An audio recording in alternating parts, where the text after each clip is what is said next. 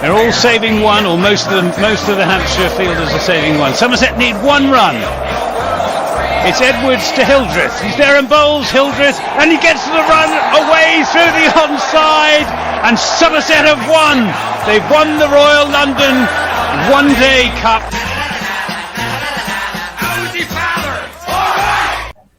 Hello there, you're listening to Always Look on the Bright Side of Life. This is the Somerset Cricket Podcast. My name's Ian Shepherd. Joining me this evening, I've got Dan Kingdom and the voice of cricket on BBC Radio Somerset, Anthony Gibson. And, well, up at Warwickshire, up at Edgbaston on Tuesday, it was a consolation victory, but a victory nonetheless, bringing to a conclusion a pretty dismal Royal London One Day Cup campaign. I don't think there's any other way of describing it, but dismal with mitigation, although a few correspondents on social media seem determined to ignore the mitigating factors, but they were nonetheless there. Well, should we start with a positive then? Warwickshire, maiden one-day 100 for Lewis Goldsworthy. Another good contribution from James Roux, scoring 96. The bowlers were wicket shed round. Brooks 4 for 38. Goldsworthy 2 for 58. One for the returning Josh Davey and one for Casey Aldridge. But apart from that, we can't get away from the fact that we only avoided finishing bottom of that group because Durham had 2 points deducted. So yeah, I mean, where do we want to start? I mean, we can go over the ground that, you know, the 100 has screwed us. We've had injuries and this, that, and the other, but we should have been better than we were. Yeah, but the first question I asked Andy Hurry about it was whether he felt, you know, allowing for all of the absentees and injuries and so on, whether he felt that the players he had been able to choose from had done themselves justice, and he failed to answer it. He waffled on. He said several other quite interesting things actually. So it wasn't a typical Andy Hurry interview by any means. But I'm not sure that they did really do themselves justice. All of them, all of the time. It was sporadic. I mean, Lewis Goldsworthy, for example, batted beautifully on Tuesday, but he hadn't scored many runs in the previous 7 games. You know, given what he'd done last year when he topped the averages and looked a really class player in that format of cricket, which I think suits him really well. And I just thought we could have done better, even allowing for all of the extenuating circumstances, we could have done a bit better. Yeah, what did you make of it all, Dan? I'm surprised you didn't make it to Edgbaston on Tuesday. You think, well, do I want to waste a day's holiday going watching this, or well, yeah, spend it doing something else? I would have gone, but most of my annual leave was already taken. I prioritised the home matches in this competition, so didn't really have enough to go to all the away games. But yeah, I think I was looking at the tournament as a whole. I mean, clearly, obviously, the 100 and the subsequent other injuries we've had have been a factor. We had 15 or 16 players missing at one stage. How we've played in this tournament is obviously not a true reflection of our ability in 50 over cricket, because at full strength, as we might be in next year's tournament, depending on the changes that come in, you know, we will be a force to be reckoned with again. But that still doesn't fully explain how poor we've been. Because, you know, Notts and Surrey were similarly hit by the 100, and they both beat us very comprehensively in the case of the Notts match. Also outplayed by Durham as well, who were fairly under strength, I think, through 100 and injuries.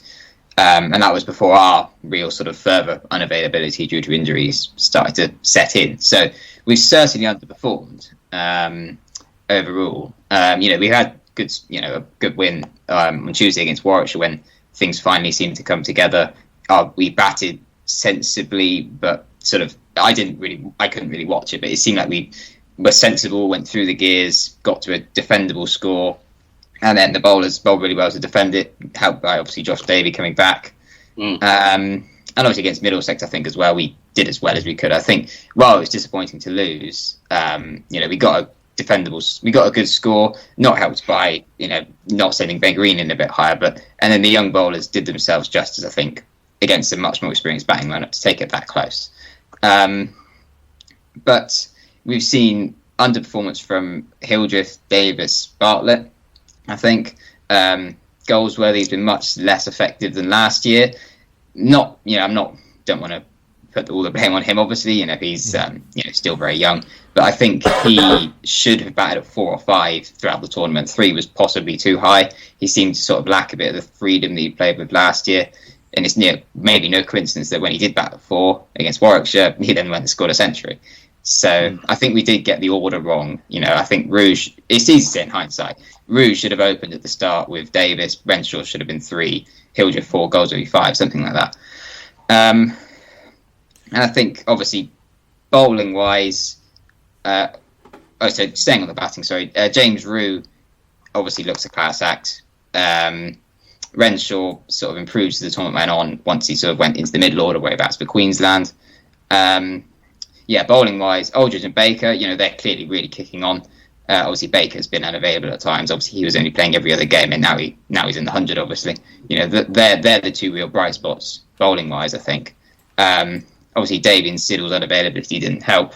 Because I think in last year we competed in this tournament, but I think a few of the elements, like Hildreth's runs, Davis's runs, Davey did pretty well last year, I think.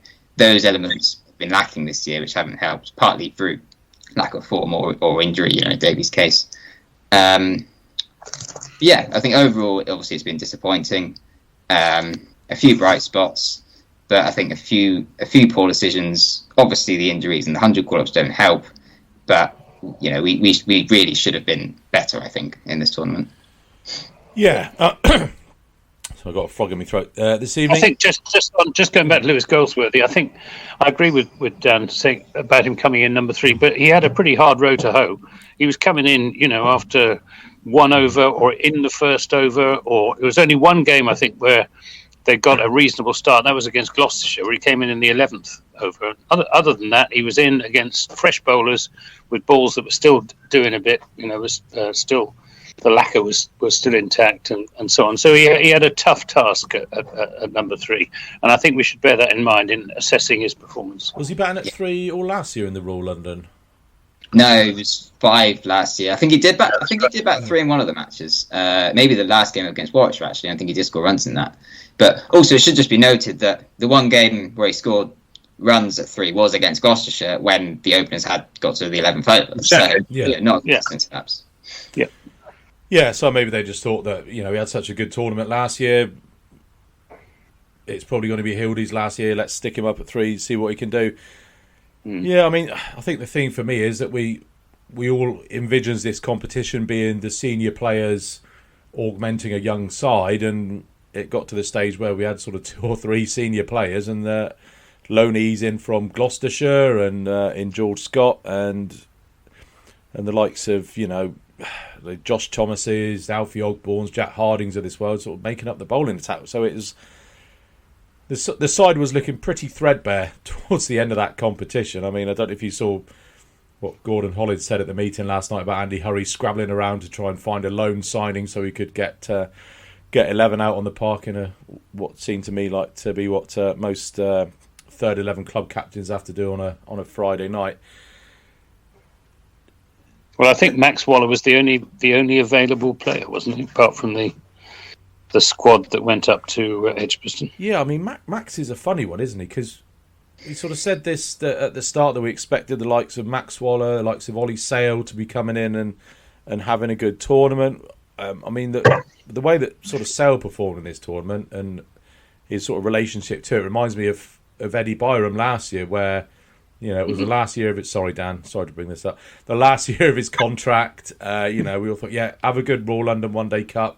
Get yourself a new deal, and he had a bit of a doomer, and that was the last we saw of him. And I can kind of see the same going for Ollie Sale. His figures over the tournament: 24 overs, 3 for 182, going at 7.5 and over, and picking up his wickets at just a shade over 60.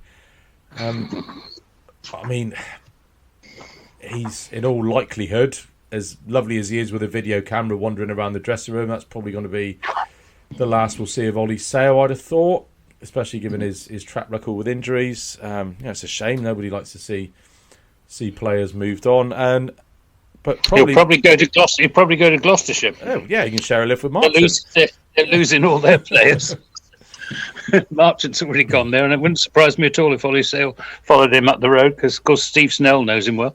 Yeah, it wouldn't surprise me at all. And Max Waller as well. We all thought with Max's white ball experience that he'd be, one of the linchpins of that bowling attack. And apart from 3 overs up at Gloucester, he didn't bowl at all in the tournament, which was very strange to me. I mean, I don't know if there was any underlying injury or something, or he's kind of unofficially retired and they're just given a bit of a buffer between Hildy's retirement and Max's retirement to make it a bit, to not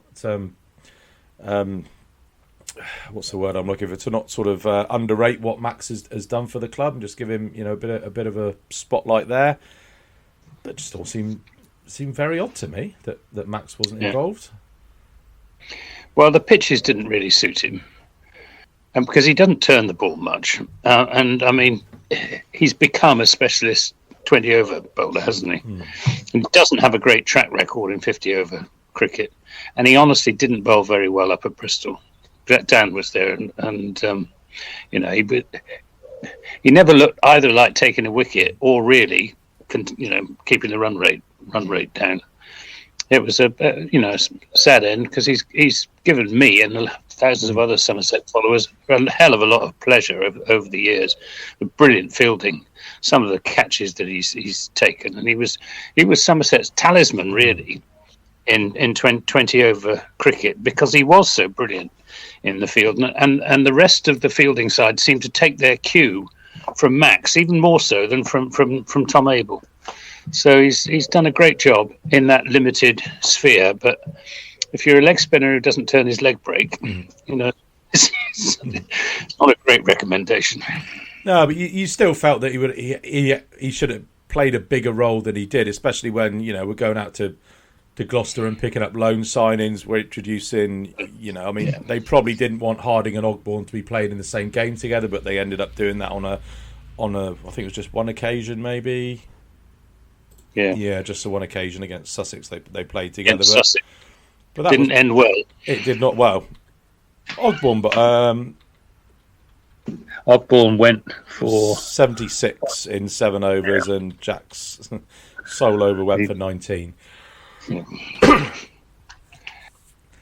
So yeah, I mean they both look promising, but they're not big enough and strong enough and fast enough and awkward enough to be playing senior cricket at their age.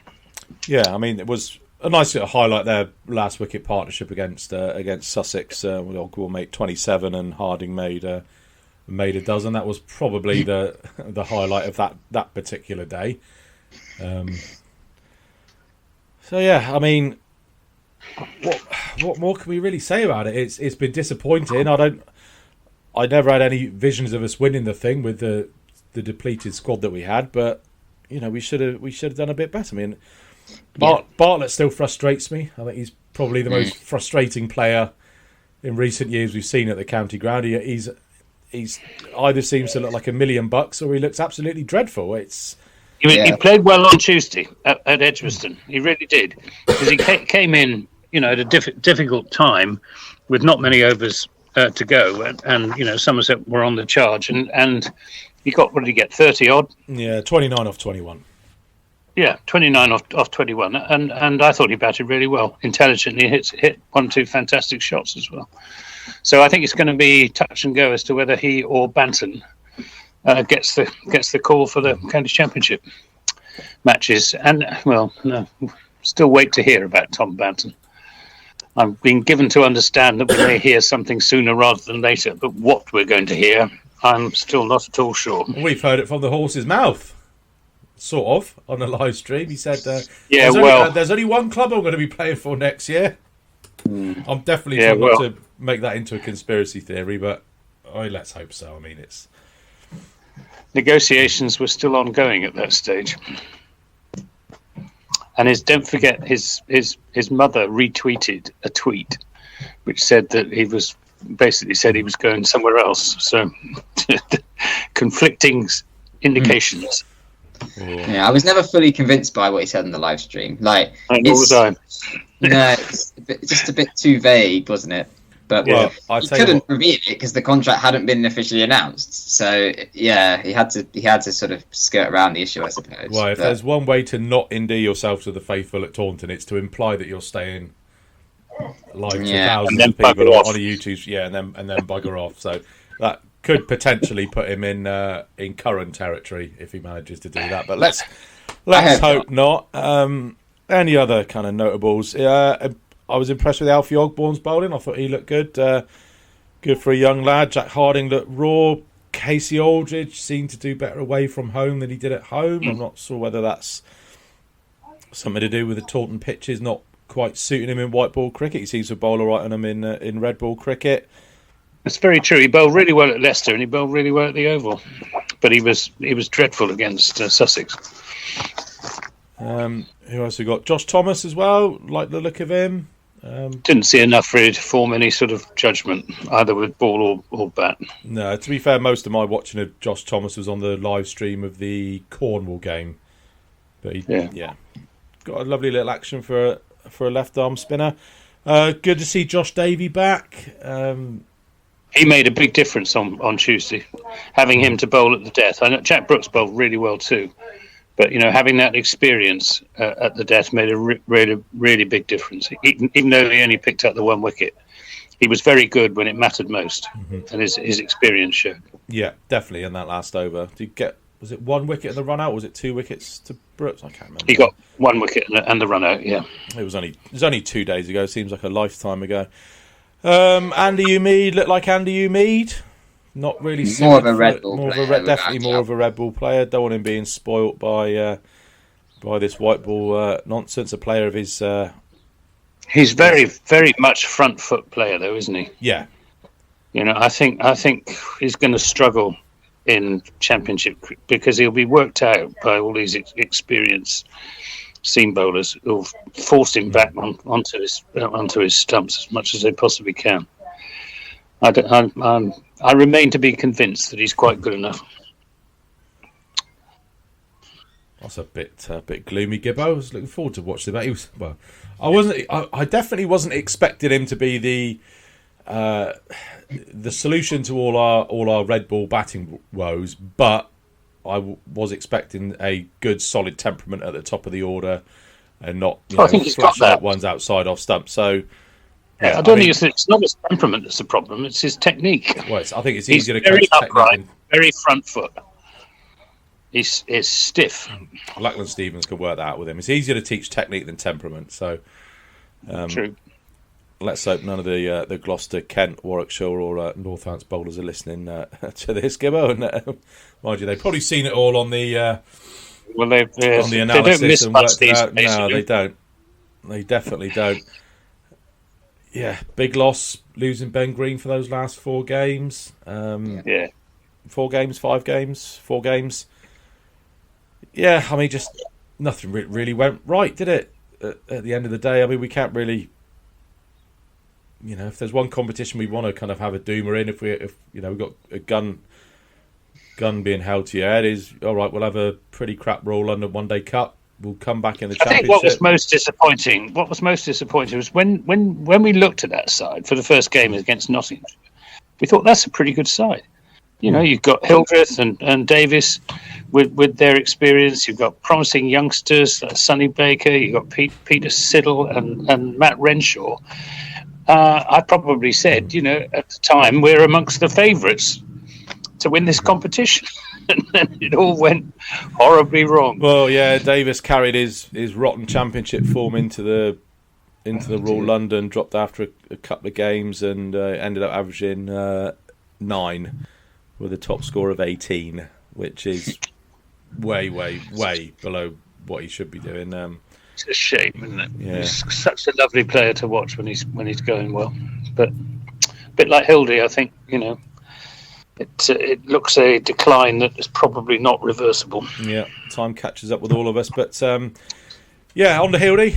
Lovely send off at the ground last Friday before the Sussex game. Good to see all the players. Good to see a few of the guys coming back from the 100 as well. Bantam was there. I saw Jason Kerr come back as well. I think there might have been 1 or 2 others, but I can't remember, but yeah, definitely good to see that. And I think Jason Kerr was quite happy to get away from Welsh Fire, wasn't he? Well, I'm sure all the die-hard, lifelong Welsh Fire fans are even more upset with their performances than we are about Somerset's at the moment. Absolutely. I think they've not won a match, have they? Men or women, Welsh Fire have not won a match. No, they're on a losing streak to rival what we were on. And Banton's got dropped as well, is that right? Well, he wasn't playing last night. Was it last night? Anyway, yeah. He hasn't played the last 2 games, has he?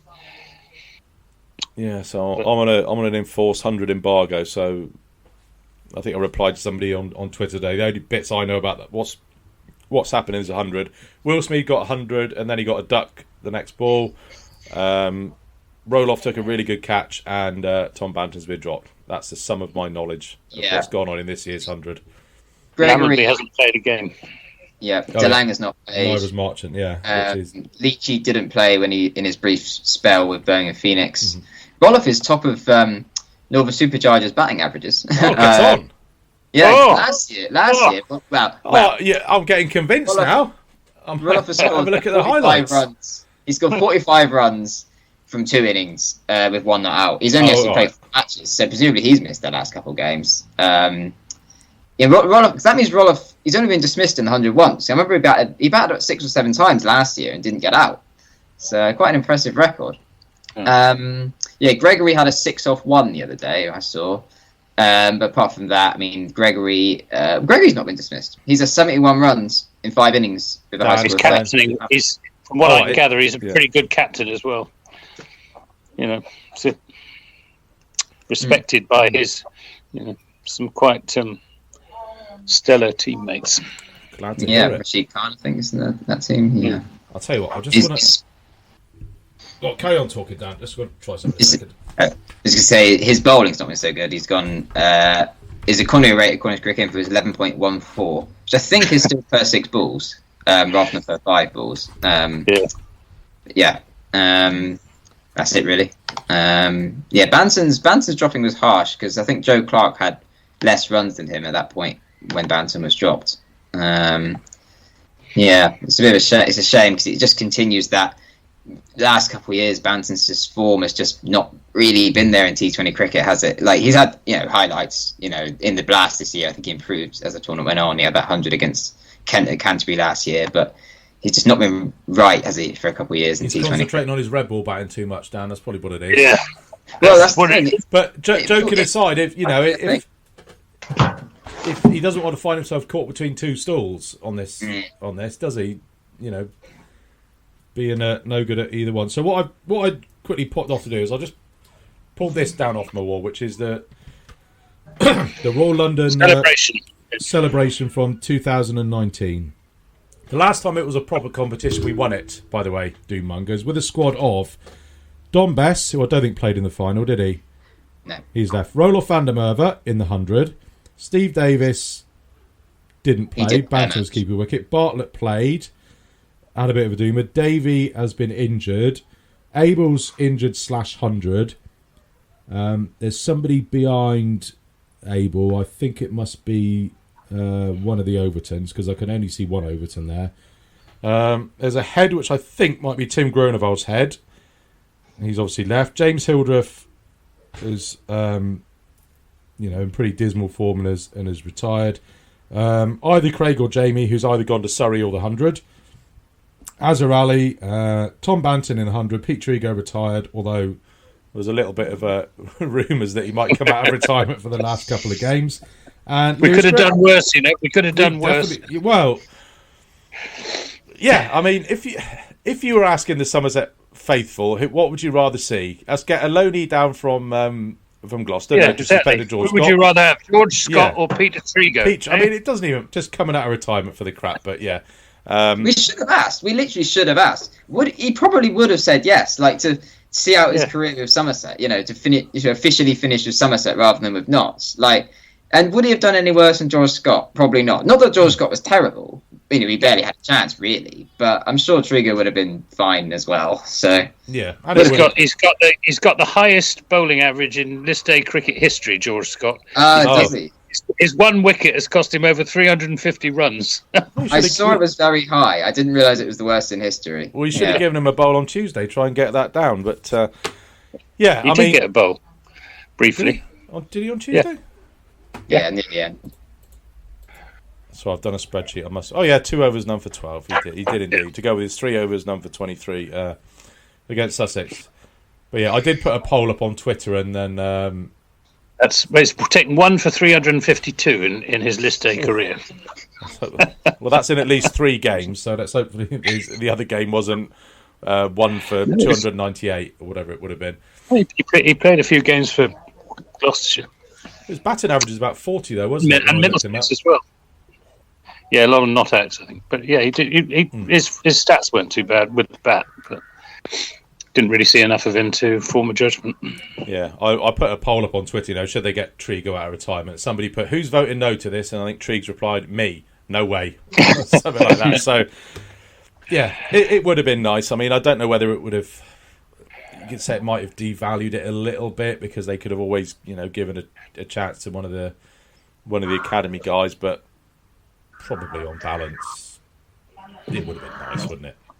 As you say, to finish his career with Somerset rather than with Notts. But I don't know. Would we have got him on loan from Western-super-Mare? Does it work like that? Do you have to loan players for the Western Premier League? No, I don't think so. He'd have to register or something like that. It'd be quite complicated, I expect. Well, would it have mattered if we registered him?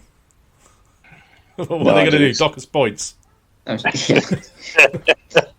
Probably. Well, from the county championship, they'd probably invent a rule. Oh yeah, they probably would. Yeah, they'd probably automatically relegate us from the county championship on the basis of doing something silly like that. They docked Derbyshire 2 points for one of their players' bats being too thick, which I thought was very harsh. Like, I understand. It was that unfortunate leg spinner as well, who went for 36 in the over. Oh, was it? Oh, it was him. Yeah, it was him.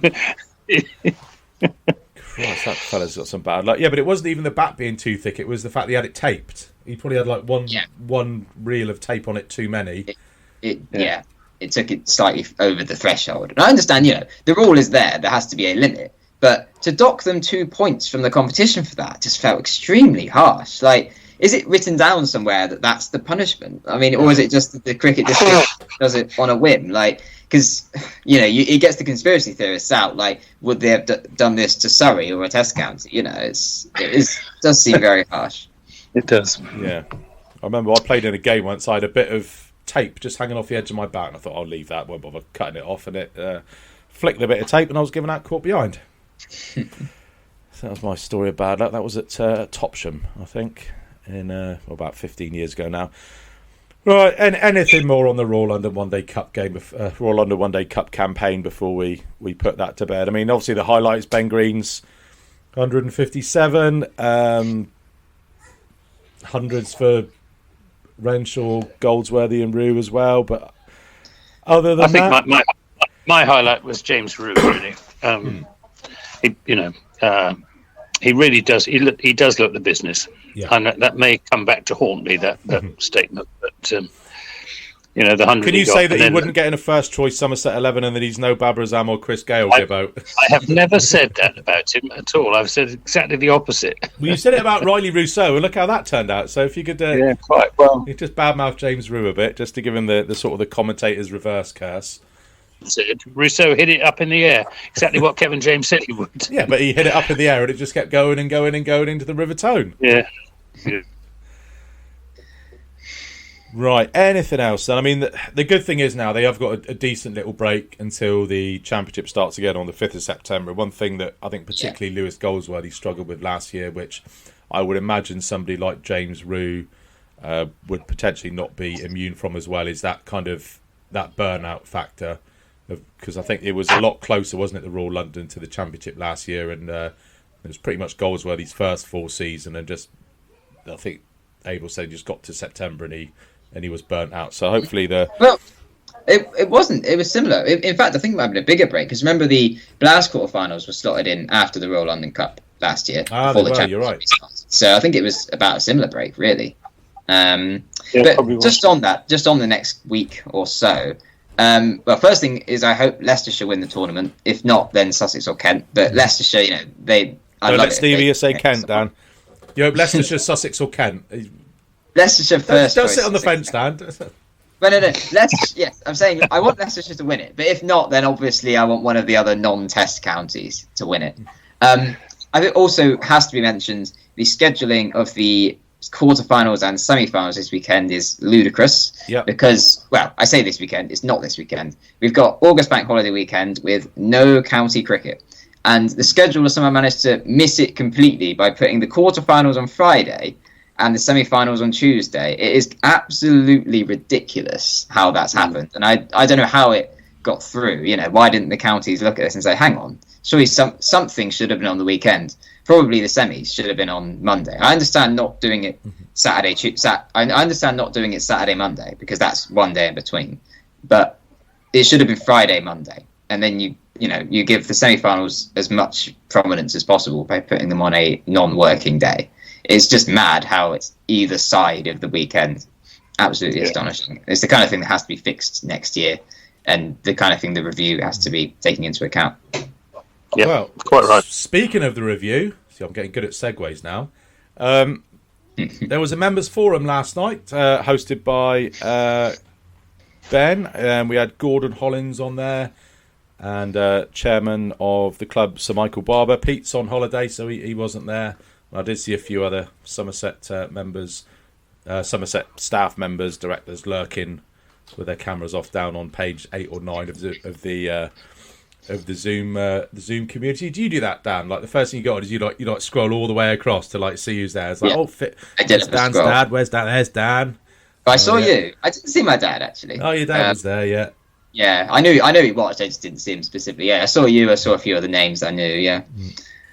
Yeah, Annie Che was on there. And the usual suspects around this sort of thing. But I think it lasted for about an hour and 10 minutes. You did a good summary on Twitter, Dan. There was a few good questions asked, but it was really what I kind of took from it was a kind of it's a wait and see job, isn't it? Because there's no kind of concrete proposals to discuss. Have the county chairman and chief executives not been given a preview though of what's coming up? No, that's in the next few days. Well, that's what I mean. I thought it was this week. They hadn't seen anything as of last night, but I think it is very soon. It might even be today. It might have been today. Yeah. Yeah. Yeah. Yeah. I mean, what did you gather? What did and when I asked Andy Hurry about this, he wouldn't answer the question. What's Somerset's position on how the championship should look next season? There isn't. Presumably somebody asked that last night.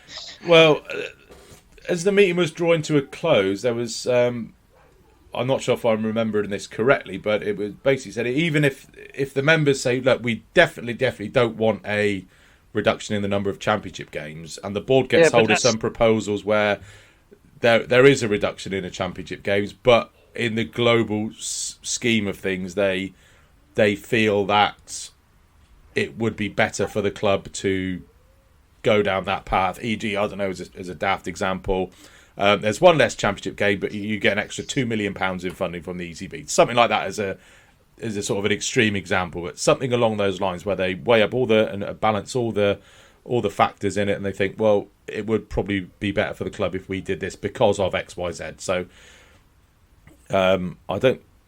I mean, there is going to be a reduction in championship cricket. It's pointless. The argument is over how many championship matches, 4-day cricket matches, red ball cricket matches there should be next season, and in what format. Are we going to have 2 divisions with fewer games as at present, probably going down to 12, or are we going to go for the 3 conference format? Did you get any steer?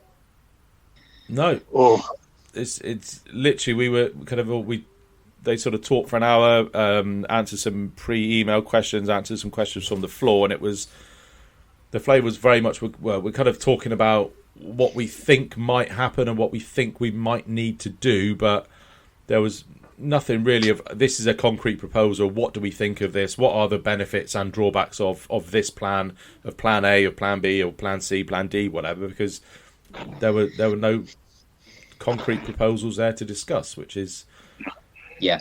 I think obviously they're waiting for the proposals to then they're going to make put forward some positions on that thing, which I think is fair enough. You don't want to. It's difficult to. You don't want to draw red lines now before seeing the proposals, I suppose. But I think for members would have liked to be reassured about what we're going to not vote for, what we would vote for, I guess. But I suppose they just don't. I suppose they just want to wait and see because, it is risky, I think, to sort of say things now that, oh, yes, we're definitely going to do this, I suppose. But at the same time, I think it's difficult. I came away from the meeting feeling reasonably reassured, but not totally. I don't think we're going to vote for anything ridiculous, but they certainly weren't ruling out voting for a reduction in championship games, for example. The fact that they basically said that it would be awkward for the members and the board to disagree, so we're not going to actually give you a vote on it. Doesn't really surprise me. I don't think many counties are doing that, although we know obviously Lancashire are doing that. I think the Lancashire vote is actually binding, isn't it, as well? Is that right, or is it just a vote to see? Well, I think you have to. I'm not sure because each county's constitution will be slightly different, but I think if you can't just if you have 4,000 members email and say please don't vote for this, they can ignore that. But if you get an SGM organised, as Annie Chavers trying to do, have a look at that on social media. Email Annie at countycricketmatters.com and ask her for a form. She's collating them. Send them in if you remember. Please get that done. I'll retweet that at the end of the podcast. But I think if there's a binding motion that comes from a core at SGM that's been organised in the proper way, then I don't think they can ignore it, or am I being a bit naive? I don't think they're obliged to implement it. I think the board will have to consider it. But I think the board ultimately, will they've got to listen to what the members say, but it's their decision, and the sanction, I think we discussed this last time, is for the members then to vote the board out. If the board go against the members sanction is to say, right, the whole lot of you are out, we'll have a new board. Fancy it? Say it's very clear that 90% of members are against reducing championship games. How can they are? Them? I suppose you can say you can't see you're taking it into account if they just ignore that entirely, because the question is, does 90% of members or 95% of the members outweigh other considerations, I suppose? And if 90% of the members voted for free cider and free free memberships. They can board go, no, because we'll go bust in the next 5 weeks, so we're not having that. We're not pushing that through. And then, so I think it's a show your working thing, isn't it? If they say, well, there's a reduction in championship cricket, but we get 2 or 3 extra home blast games, I'm not sure how that would work, because we'd only be entitled to one if. One more one. We never seem to play Middlesex. There'll be trade-offs, and you can't really we can't really second guess what the ECB are going to offer and what the incentives are going to be, or the disincentives or anything else. But I do have a feeling it might be a second Bob Willis Trophy style first class tournament during the 100, which I've been tweeting about this. I wouldn't be totally against that. I think there are much worse things that could come in, because while a lot of people won't like that, I understand that, but it will retain the same amount of first-class cricket, that sort of thing, and it will allow the Royal London Cup to return to being full strength, and it might allow there to be more weekend cricket overall as well, which for me is a big thing. I'm a bit more concerned personally about the amount of weekend cricket than the overall amount of county championship cricket. Came up last night as well, didn't it? Yeah, exactly. And I said this on Twitter. The last 7 games of the championship this season, to me, they may as well be played on Mars, because I'm not going to be able to get to any of them. I mean, I took a day off to see a day of the game at Southport, but that was just because it was a new ground. Most of these games are not being played over weekends, and I don't know if that's possible to be fixed under the current schedule. That's the problem. I mean, maybe it can be, but it's very difficult. The schedule is for the last 3 years. It was like this before the 100. Oh, it's because the counties makes a hell of a lot more money from midweek games with corporate hospitality than they do for the providing for the convenience of members who've already paid up front at weekends. And you ask Gordon Hollins, and in his franker moments, he'll admit that perfectly openly. But you can balance it. Corporate hospitality at weekends is a no-no, because all of these, all of the suits who get invited to it don't want to waste their weekends going to watch cricket. You could have two. You could have go back to the Thursday to Sunday. I mean, it is the knock-on effect from other formats. That's why the weekend cricket dries up as the season goes on. Early in the season, there's no competition from other formats, so that's why at the start of the season we had several rounds in a row over weekends. But as the season goes on, the other formats come in. There's finals at weekends, so that has a knock-on effect. I mean, I was encouraged though by Hollins and Barber were both pretty adamant that they do want more weekend cricket, and that's the thing that they are pushing for, I think.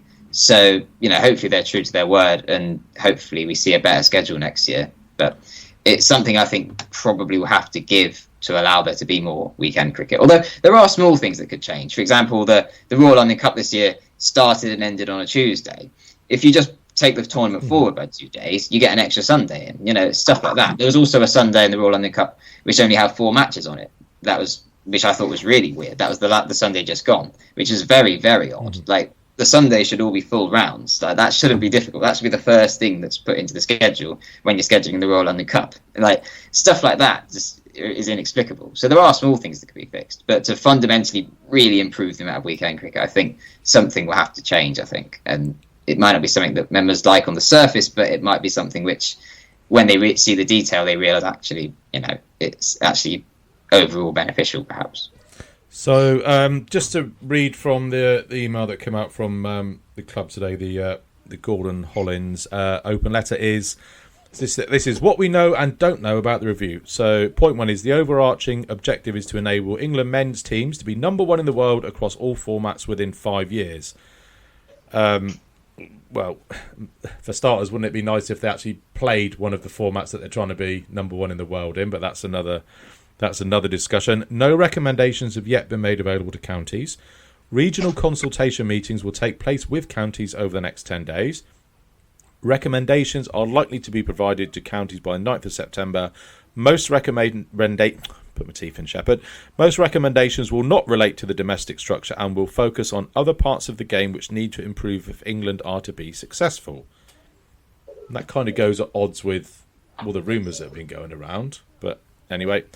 And a minimum of 12 counties need to vote in favour of any changes to domestic structure, e.g. number of matches, divisions, etc. And a further meeting of county chairs will take place later in September. And he goes on to say about Somerset's position. The overriding objective for the club is to remain at the top table, they like that phrase, of cricket in this country over the short, medium and long terms. High performance reviews, an important project, needs to be informed by standards for counties to achieve and underpinned by a robust financial model which enables effective delivery. The championship is a priority. Part of the club's rich history needs to be preserved and cherished. Each region needs to have a healthy diet of cricket which is spread across the summer. 4 days of Royal London Cup cricket in 43 peak summer days is unacceptable. It would be unwise to arrive at a conclusion on any single issue before the entirety of the recommendations, the analysis and implications are known. And finally, greater financial rewards are required for clubs that deliver value for the game, e.g. produce England players, high attendances, support the recreational game, to ensure the game's wealth is spread beyond clubs based at venues which host high-profile matches. And then it goes on, but I'm sure you can find that online if you want to have a fuller read. They like saying about top table of English cricket. Are we at the top table? Well, we've been in the first division longer than any other county. Does that mean? But wouldn't you say we've come second more often than any other county as well? Wouldn't you say stay in Division 1 of the Championship then? I mean, it's quite an ambiguous phrase, isn't it? It presupposes that there's going to be 2 divisions, which is quite a big assumption to make. I think it's more that we don't want another layer above the counties, or basically Somerset to become a minor county. I think that's probably what is meant by us staying at the top table. Is we need to be there with the other 17 counties as the top, effective, because the counties are the ECB, aren't they? So, effectively. So we need to be, that position needs to be maintained, and the counties need to be, the main decision makers, I suppose, is what is meant by that.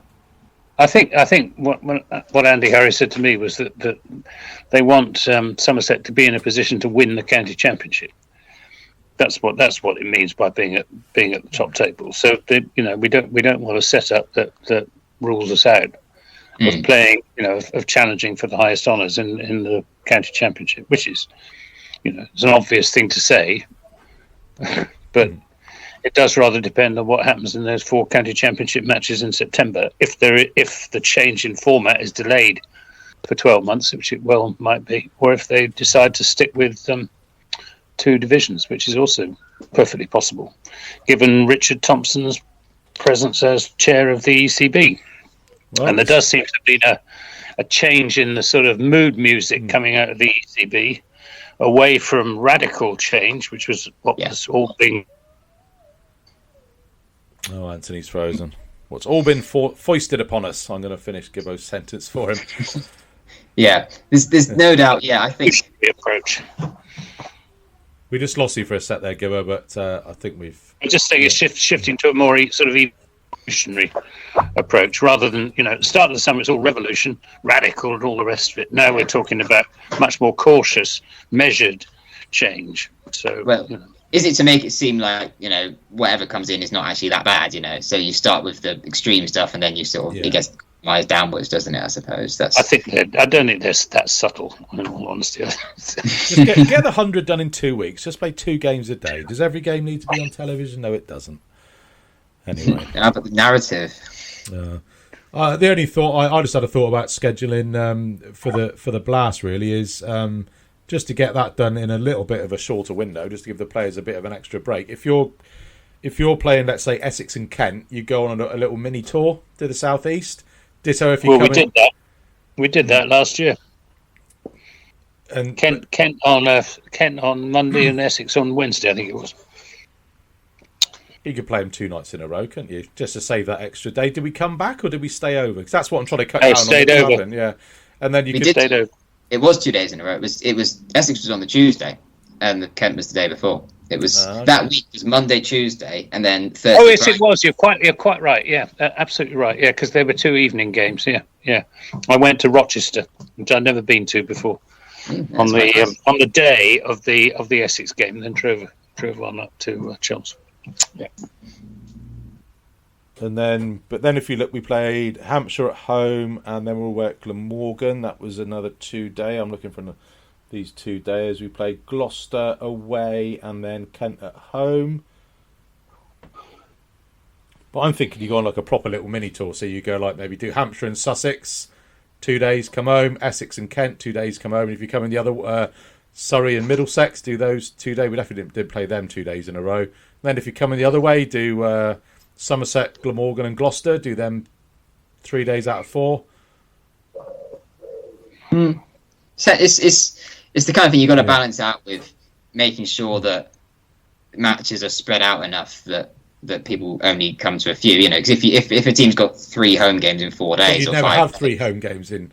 But the thing is, if you do a tour, like an away tour of a few games in a row, surely the knock-on effect is that you'll also have to play a few home games in a row, quite close together. Necessarily.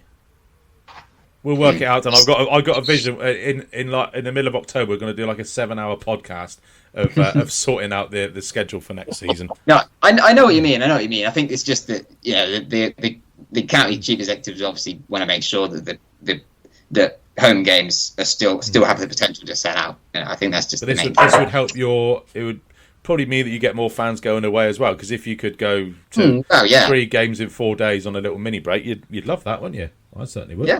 Rather than going and then coming back and then going and then coming back. Right, what else? I don't think there's much else on that meeting from last night, was there? It just left all pretty up in the air because we haven't got these proposals through yet. But hey-oh, 'tis what it is. Oh, Dan's left us. Right, let's wander on and see what our social media correspondents have been been sending us today then? Where are we? Right, listeners' questions. I'm going to try and whip through these. Try and keep it under the hour for you. First one is from Adam Travers. Will this season mark the end for Jason Kerr? He keeps talking about destinations and potential, but it's not being fulfilled.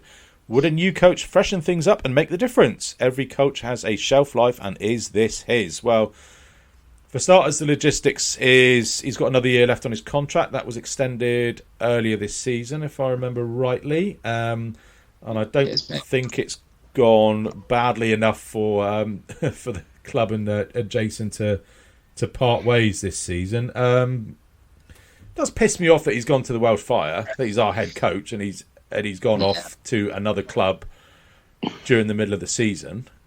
He's not the only one, remember? I know he's not. I know he's not the only one. I completely understand that, and I get all the arguments and saying, oh, it's about getting more coaching experience. I get that, but go and do that in the winter. I'm sure there's T20 franchises in pretty much every month of the year in every corner of the world throughout the winter.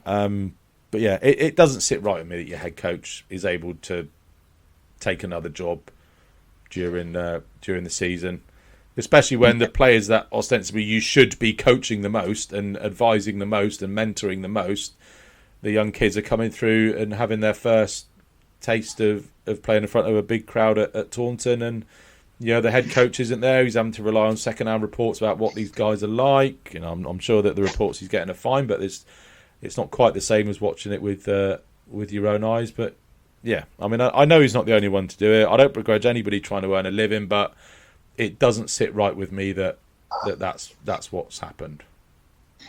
I'm more concerned with the fact that so many of our very talented youngsters are produced at the end of the age group pipeline, and then don't seem to make the progress. In their early 20s. George Bartlett would be a good example. Tom Banton, Eddie Byram. Sorry, Dan. Eddie Byram. Twice in one. Sorry. They come up and then they seem to plateau. Now I don't know why that is. I'm not a cricket. The three players you mentioned there are batters, Gibbo, and Jason was obviously a bowler, so it's probably no surprise that the bowlers that are coming through are performing a lot better than the batters were coming through. If your head coach is a former seam bowler, because it's just his natural skill set and what he's going to know the most, isn't it? It's I just don't know enough about it, but that would be when you've got a very talented group of players who aren't performing, then you have to, if it was a football club, they'd be looking at the manager, wouldn't they? Mm-hmm. And I think in a cricket club, you need to be looking at the coaching setup. And that's not to say that it's wrong or anything like that. I mean, Jason Kerr is a really nice guy. I wonder sometimes if he's perhaps not a little bit too nice with some of the players who aren't performing as they should be. But I do think questions have to be asked about whether we've got the coaching right. I think Lachlan Stevens, I said the other day, is not very well at the moment, so it's no good blaming him for the underperforming batting. But it's just disappointing that they haven't trained on, in the language of horse racing, as you would expect them to do, given the natural talent that they seem to have. They haven't picked up many learnings, have they, Gibbo? That's the trouble. Lammonby 3 centuries in the Bob Willis back in 2020. Yeah. 1 century last year, hasn't got a century so far this year, when he ought to be getting better and better and better. You look at someone like Harry Brook for Yorkshire, very, very talented young cricketer, and he has got better and better and better with each season. Yeah, I mean, just to counter that, I mean, I think if you talk to the bowlers, I think Craig Overton said that nobody knows my action, my game better than Jason Kerr, and that's one of the reasons why I've not been seduced by offers from other counties. That's why I like staying at Somerset, because Jason is my guru. He's my mentor, and he's taught me out over these years. Absolutely, I just wondered if it, because it's a really nice guy. It's a lovely setup there, but they're not producing the results. No, so I'm just saying is maybe we should have got the batting coach in 2 or 3 years ago rather than just this year, because if what Craig said about Jason Kerr's skill set in improving the bowlers is right, and I've no reason to doubt that it's not. I mean, you just look at our seam bowling over the last few years. It's been the glue that's held that side together. So, again, that just comes from having a former fast bowler as your head coach. So the only thing we should probably be blaming Jason Kerr for and the management is not getting a specialist batting coach in sooner. Well, we did have Marcus Trescothick for a year, didn't we? I think 2020 Trez was our batting coach, but then obviously he got taken by England, so that would have been an idea if Trez had stayed.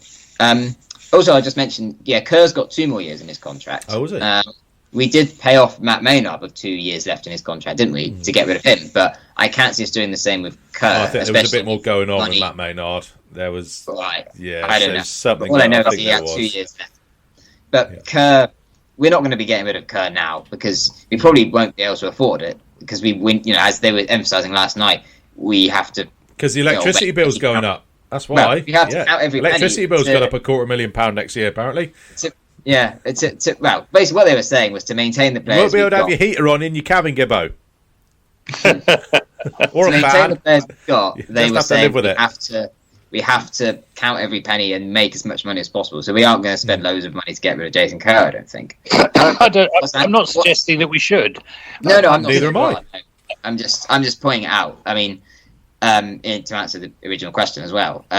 But what's Andy Hurrey's contract? Like, is he maybe more at risk? I don't know. He's the overall overseer of the club, whereas Kerr is obviously the coach. And he's been at the club for a very long time. As Gibber was just saying, he's very popular.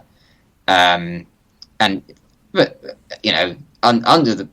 Hurrey and Kerr, we initially were very good. 2018, 19, 20, even the start of 2021. We had a lot of success under them. It's just been the last year and a half. So, what's the reason for it?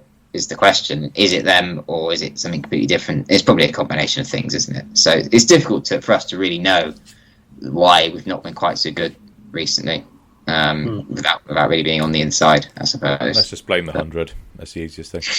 Well, I'm not rushing to judgment. No, me neither. I nearly forgot, Gibbo. You cryptically tweeted that Andy Hurrey may have possibly suggested another overseas signing for September.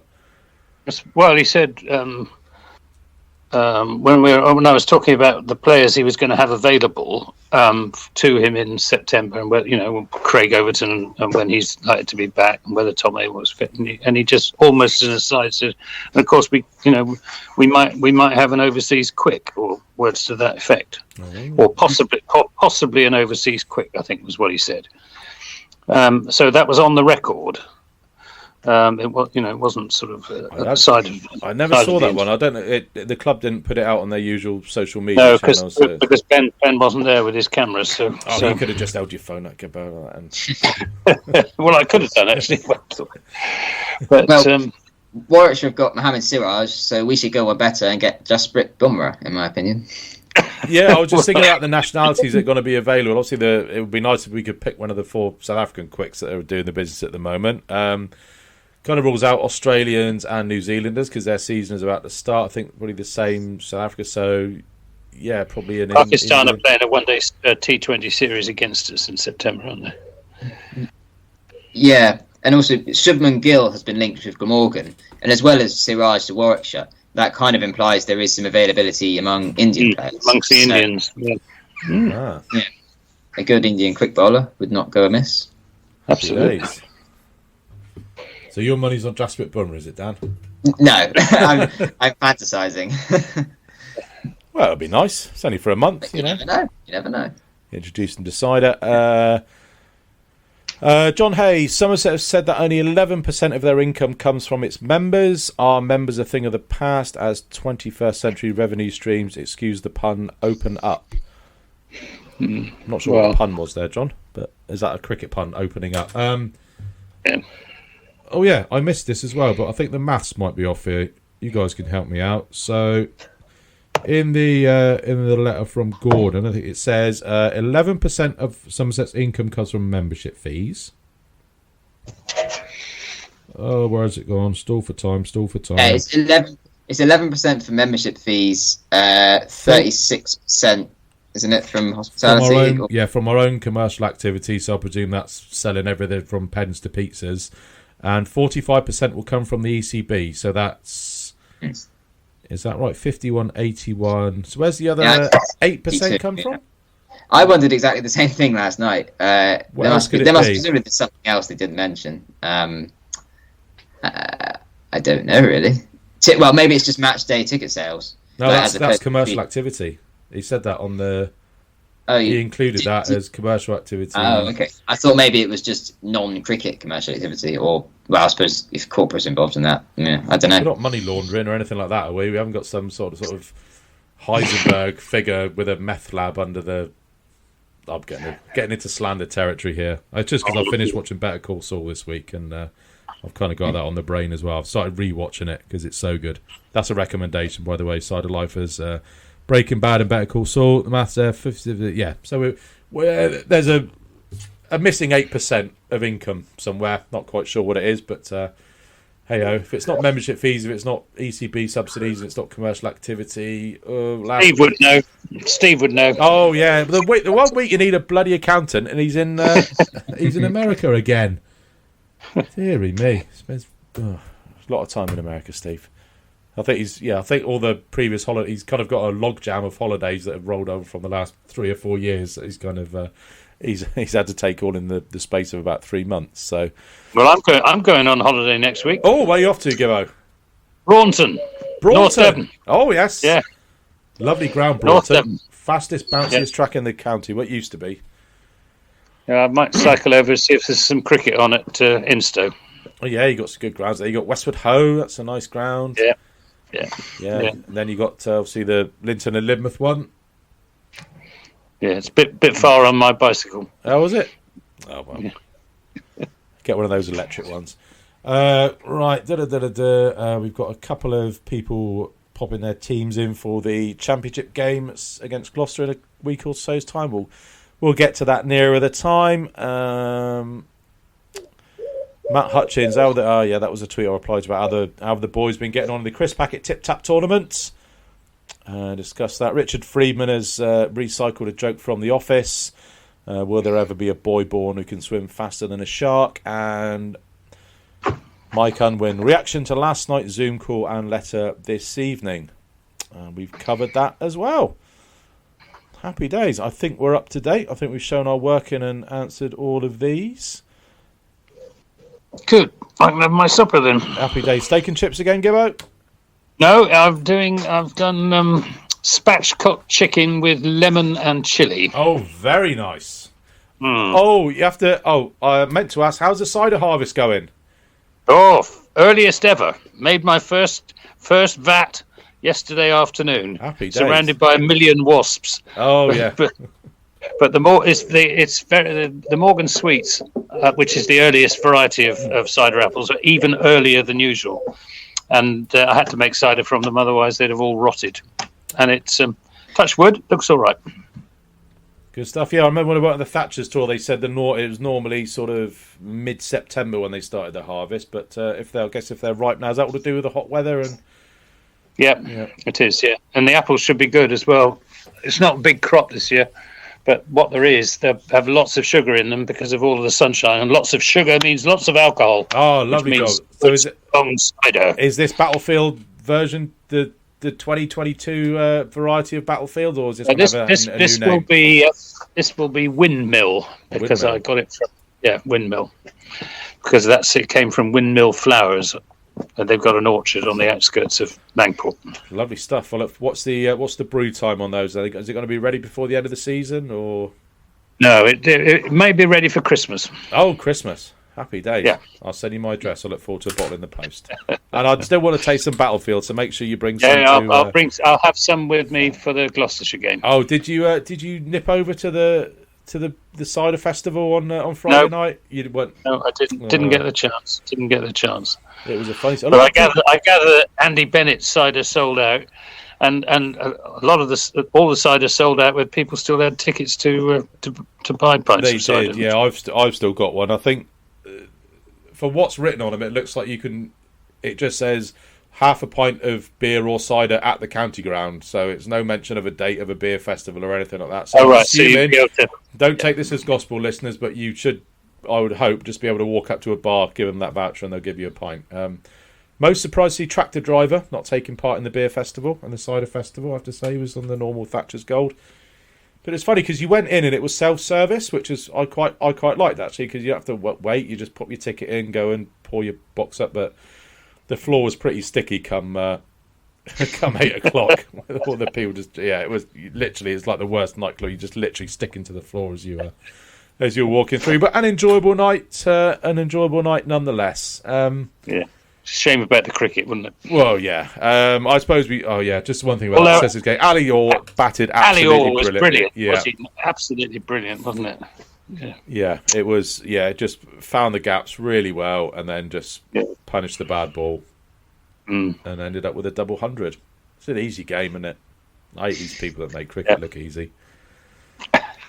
On that note, anything more from yourself, Dan?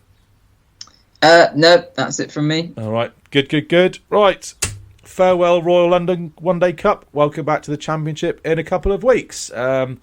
We'll give ourselves a few days off as well, shall we, guys, and probably get back together next month, probably just before that first Championship game, the local derby against the Gloucesters. Thanks for tonight, guys. Thanks for listening, everyone, and we'll catch you in a couple of weeks. Thanks, Shep. Cheers, everyone. Cheers, guys. Cheers.